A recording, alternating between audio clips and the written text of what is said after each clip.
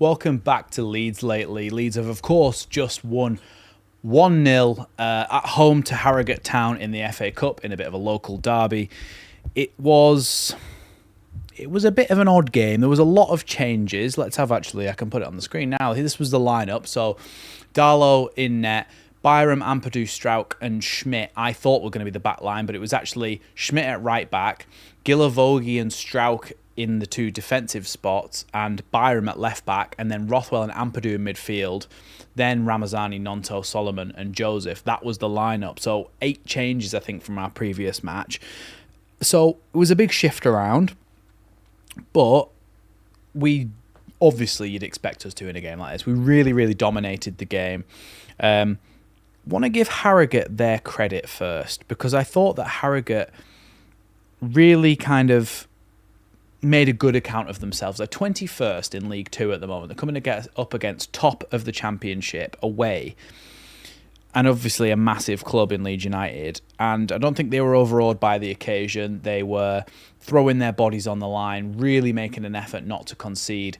And they did that for most of the entire game, and even had a few shots themselves. There's a few defensive mistakes from Leeds who maybe allowed them to have a little bit more chance than they would have perhaps done on goal. But I do think that I do think that Harrogate played well and made a good account of themselves. We're not here to talk about Harrogate though. We're here to talk about Leeds United, which is a team that we all support. Let's start from the back then. Let's talk about performances, because that's really kind of what we're gauging it from here, aren't we? Because overall, in the actual game, we created chances. They sat back a lot. We won the game 1-0. We perhaps should be scoring more goals than that against Harrogate, but you can't really complain with the win and going through to the next stage of the FA Cup.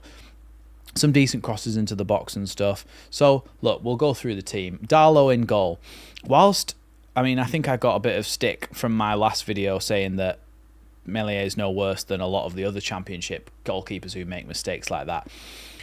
But take that to one side. What I will say is that I don't particularly think, let's say devil's advocate here, for the sake of the argument, Meslier is not the goalkeeper to get us promoted. He's not good enough to be in our starting lineup to get us promoted, okay?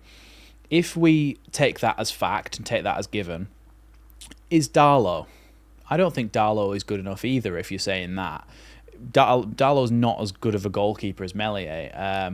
We haven't seen a load from him, but when we have, he's been okay. But you can't really judge a goalkeeper until you've seen a decent amount of games from them.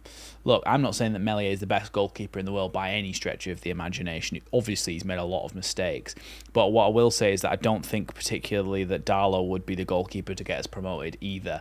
But having said that, in this game, he was okay. He flapped at a few crosses, but most of the time he was pretty confident in coming and claiming them.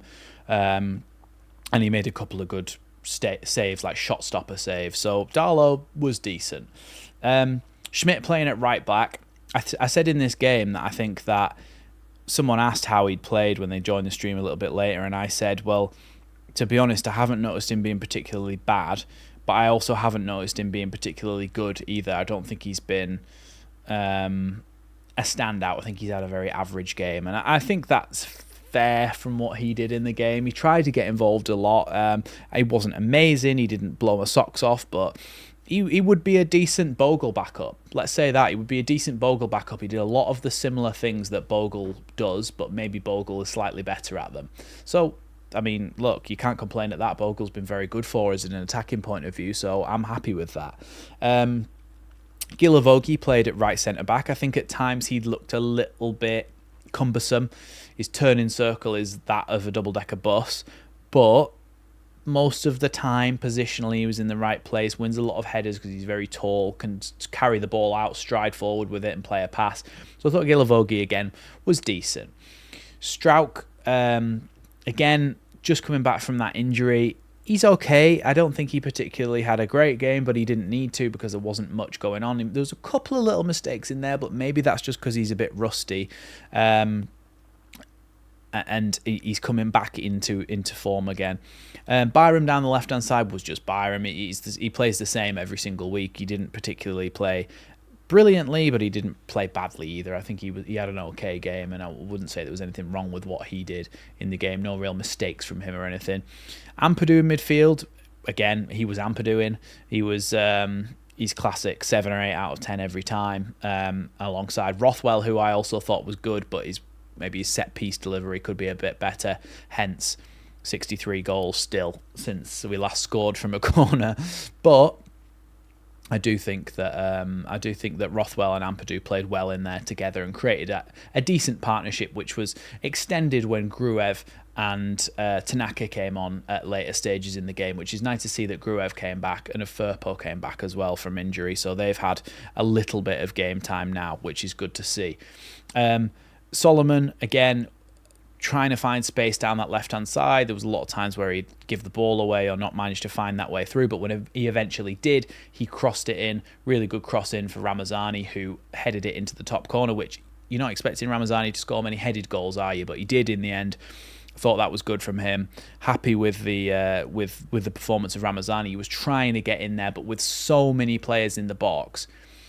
Someone said the Harrogate box looks like Times Square on New Year's Eve. There was that many players in the box that it's impossible to get through at times. And some of the shots were obviously blocked and stuff as well. So, look, it's difficult to get through at times when that's happening.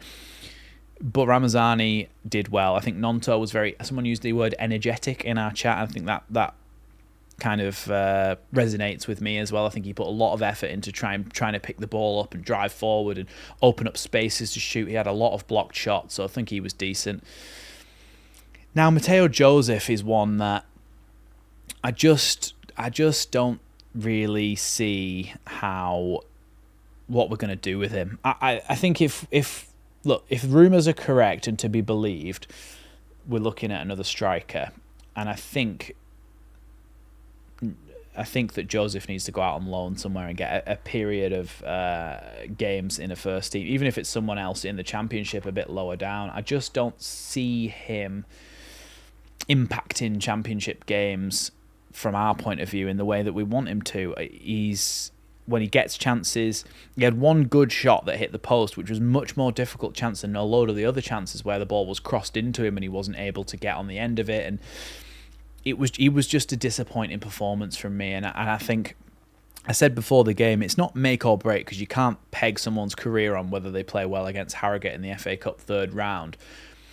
But it was make or break in the fact that if he plays really badly, then how can you say that he's going to be good enough to play in the league for us? So I don't know. I've kind of come to the end with Mateo Joseph, and I just don't think he's quite good enough for what we need. So I'd be happy to get another striker in January and loan Mateo Joseph out, and hopefully he tries to reinvent himself a little bit at another club and score some goals. That's what I would like to see, so that we can bring him back in again. But just at the moment, I can't see that future for him at Leeds. So that's a bit worrying and a bit disappointing as well, because after Peru, we basically don't have a striker then. We've got Nonto, but again, he's a winger, so where's he? Yeah, it causes a little bit of, not upset, but a little bit of a headache there for Farke. So, look, we won the game 1-0, and that's my assessment of the performance of the players. Let me know what you thought of it down below. Of course, there'll be an FA Cup fourth round draw at some point, which I'm sure we'll mention in one of the upcoming streams or videos. And of course, make sure you hit that big red button down below and hit the notification bell as well, so you can never miss an upload or a live stream. Thanks for watching Leeds Lately, and I'll see you in the next one.